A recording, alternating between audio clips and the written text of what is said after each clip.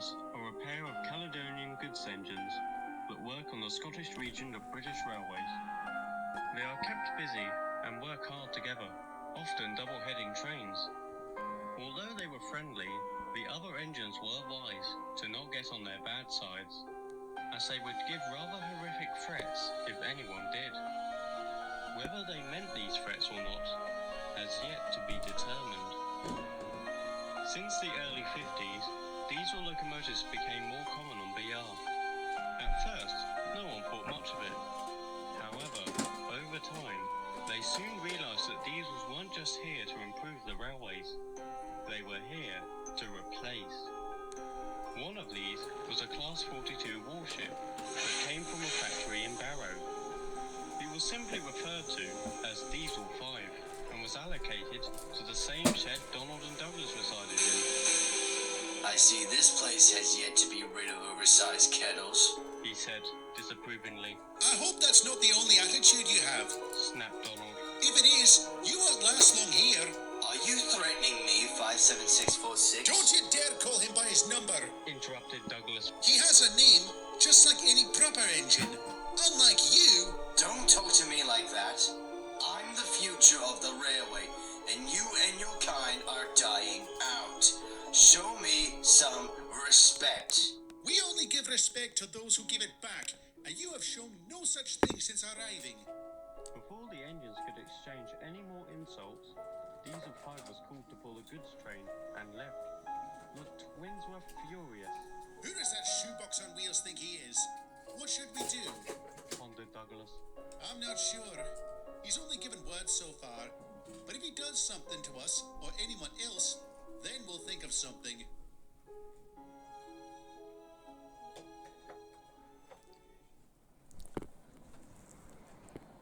A day went by, and there had been no more confrontations between Diesel 5 and the twins. Unfortunately, this wouldn't be the case for long. Douglas was on a quay at a harbour. He had just delivered some trucks filled with stone, and they were currently being unloaded. Soon they had finished, and Douglas prepared to reverse out of the quay. Suddenly, he felt a bump from behind and began rolling towards the edge. His driver slammed on the brakes, and Douglas screeched to a halt, just as his first pair of driving wheels left the rails. Help! Someone help! Luckily, Donald, who was nearby, came to his aid, and after being coupled up, pulled Douglas to safety. Oh, thank you, Donald. Thank you. What happened, Dougie? Did your brakes fail? No, someone pushed me from behind, but I don't know who did it. Unbeknownst to them, Diesel 5 was watching them, cursing under his breath. Damn, I was so close to getting rid of him. Later, the twins were resting on a siding, still shaken over what happened. Douglas decided to take his mind off it by surveying his surroundings. He noticed a little tank engine sleeping in an open shed. All of a sudden, it was bumped from behind and began rolling down the line towards a quay. Both twins were shocked, and as Douglas watched on, unable to move in time, Donald looked back at the shed. There, standing at the back, was Diesel 5, smirking. Before anyone could say anything, the tank engine rolled towards the edge of the quay and plunged into the deep, cold sea. None of the cranes were long enough to pull the little tank engine from the water, and even though they could call one that was, it would be far too late when it arrived. The engine was lost forever. Donald and Douglas didn't know what to think. On one half, they were sad for the loss of that engine, but on the other hand, they were enraged. So you saw Diesel 5 behind the shed? Douglas asked. Aye, we both heard a bump when that engine began moving. I think we both know what happened. Then, both twins noticed something. On a distant siding, Diesel 5 was watching the sea and all the boat cranes with a massive grin on his face. It was now obvious. He had killed that poor little tank engine, and earlier, He tried to do the same to Douglas. For the Caledonian twins, that was the final straw.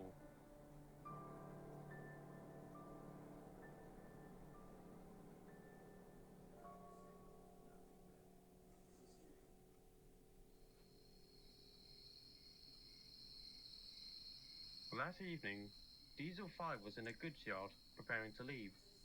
He had just delivered the train there, and was currently filling up on fuel. When he finished, his driver entered the cab, and they were on their way. Neither of them noticed a certain pair of engines on a siding, watching them. "It's a shame you weren't able to get rid of that Tinder engine," Diesel 5's driver said. Indeed. I'm sure we'll have another chance. He was interrupted by a spluttering sound from his engine, and before long, he came to a complete stop. What happened? "I don't know," replied the driver. "You're not working anymore." The driver got out and inspected Diesel 5, but there was nothing wrong. "Well, we must have taken bad fuel. I'll have to run back and phone for help." The driver then proceeded to jog up the line, back to the yard, where he would find the nearest signal box. Diesel 5 was all alone, but not for long.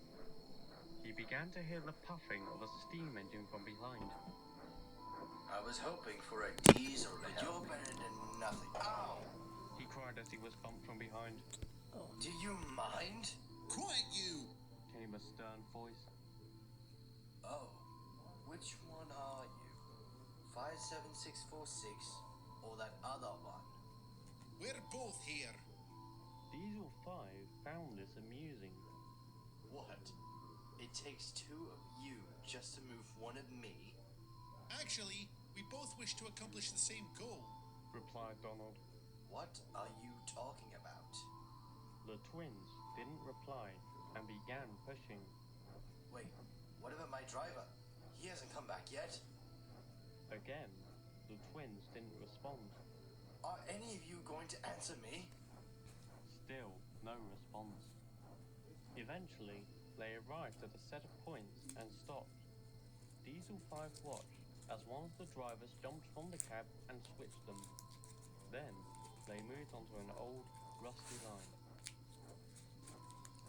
Diesel 5 was going to ask where they were going, but since he didn't get an answer on the last few questions, he saw no point in it.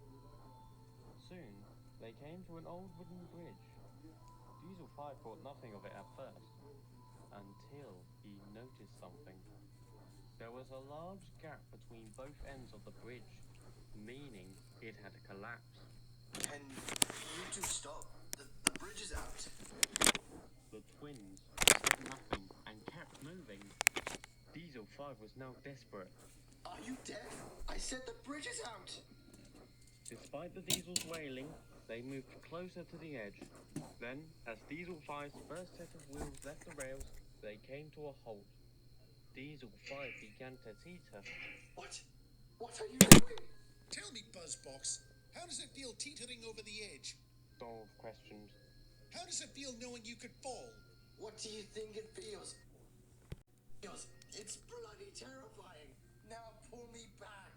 Now you know how I felt when you tried to push me off the quay. Not to mention that tank engine you sent flying into the bloody sea. Diesel 5's mouth dropped. How did you know? Did you think no one would notice the way you reacted to that engine's death? Donald answered. You might have hidden from the workers and manager, but you didn't hide from us. So we decided to make sure you can't harm anyone else. Of course, we had to get you to a standstill, Added Douglas. so we contaminated the fuel in that goods yard with our water. Considering the length of the journey home, we knew you couldn't get back without taking some more. This was all planned. Please, I swear it was an accident. I never meant for that engine to fall in the ocean. I thought his brakes Don't were... give me that rubbish! Bellowed Douglas. As Donald said, we saw your reaction. That big grin on your face when the engine was announced dead. Your intentions were clear, and you achieved them. And you claim you're doing better? If I fall, the blood will be on your bumpers. You're attempting murder. Murder! Diesel 5 heard the cracking of wood beneath him. He soon realized that this bridge wasn't designed for engines his weight. Donald and Douglas wisely moved back onto land. Murder, you say? Well, how is it murder if the victim in question committed murder himself? Aye. You see, Diesel 5, this isn't murder. This is punishment!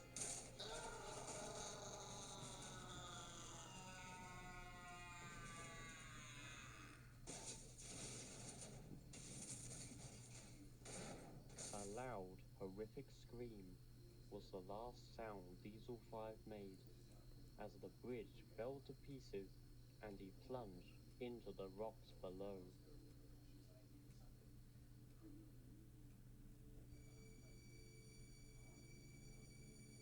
No one ever did find out about the acts Donald and Douglas committed on that night, but Diesel 5's absence didn't go unnoticed. His remains were eventually discovered by a breakdown gang, all of which were taken to crew for scrap. The workmen assumed that the driver left the engine to do something and forgot to put the brakes on properly, resulting in him rolling on his own. That was until the driver himself told them about the breakdown and that it must have been contaminated fuel, which was later confirmed by an inspector. In the end, no one had an answer to what happened to Diesel 5 that night. At one point, he was on the main line, and the next, at the bottom of where a bridge once stood. Shortly after the incident, some shocking details regarding Diesel 5's life on BR were recently uncovered. After hearing reports from eyewitnesses, Donald and Douglas discovered that tank engine at the harbour was the 5th victim to Diesel 5. He was the cause of the deaths of 4 other steam engines, either by being pushed into the ocean or down large hills. It was also revealed that his driver had allowed him to commit these horrible deeds and was promptly arrested. After that, not much more was said on the matter. The death of Diesel 5 was still a mystery, but considering his crimes, no one thought much of it. As for Donald and Douglas, they admittedly had some guilt regarding their actions. On one buffer, it might have been wise if they brought Diesel 5 and his driver to the authorities and let them deal with it, but on the other buffer, he had taken the lives of 5 innocent engines, and it would have been 6 if Douglas wasn't saved by his twin. They eventually came to the same conclusion. No matter how it would have went, Diesel 5's fate was sealed.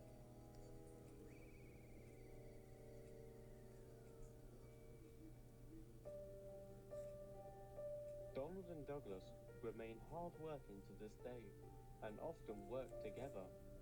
Despite their stern attitudes, they do show themselves as good-hearted and are friends to many. However, some engines are quick to warn others. If you ever encounter a pair of Caledonian twins known as Donald and Douglas, whatever you do, do not piss them off.